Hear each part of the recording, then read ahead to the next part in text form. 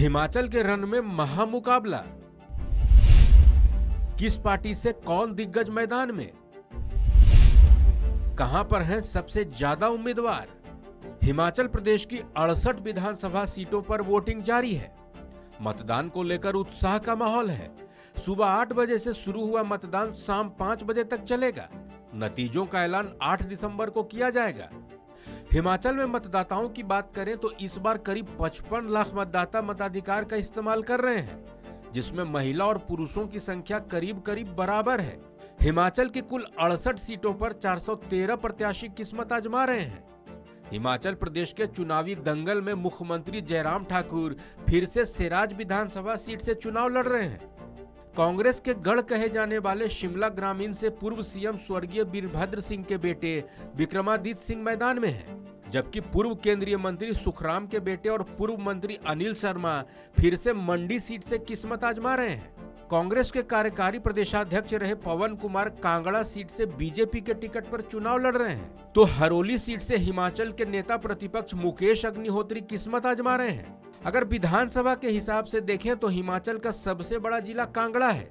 इसमें 15 विधानसभा सीटें आती है, जहां से 91 प्रत्याशी चुनाव मैदान में हैं। शिमला में 8 विधानसभा सीट है, जिस पर 50 प्रत्याशी चुनाव लड़ रहे हैं।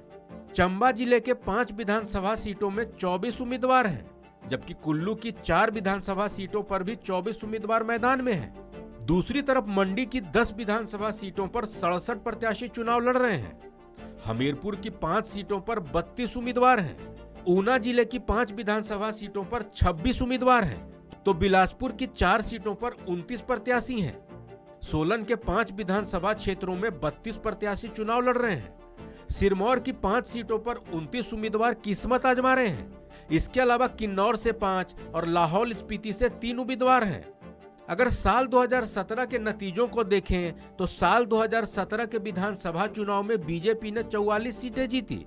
नतीजों के बाद पार्टी ने जयराम ठाकुर को सीएम बनाया। 2017 के चुनाव में कांग्रेस ने 21 विधानसभा सीटें जीती थी। सीपीएम को 1 और निर्दलीय को 2 सीटें मिली थी।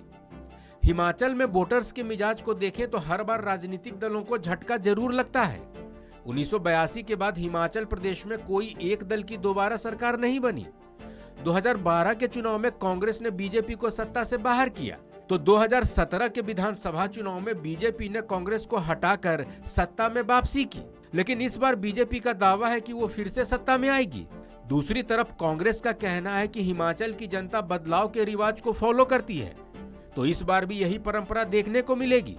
बड़ी बात यह है कि आम आदमी पार्टी और लेफ्ट दलों ने भी अपने अपने दावे पेश कर दिए हैं। अब देखना होगा कि 8 दिसंबर को निकलने वाले नतीजों में हिमाचल में बीजेपी फिर से सत्ता में आएगी या फिर से हिमाचल की जनता अपना सियासी रिवाज दोहराएगी। फिलहाल हिमाचल की 68 सीटों पर वोटिंग जारी है और 55 लाख मतदाता 413 प्रत्याशियों की किस्मत का फैसला कर रहे हैं। इस खबर में फिलहाल इतना ही। अपडेट्स के लिए देखते रहिए वन इंडिया हिंदी।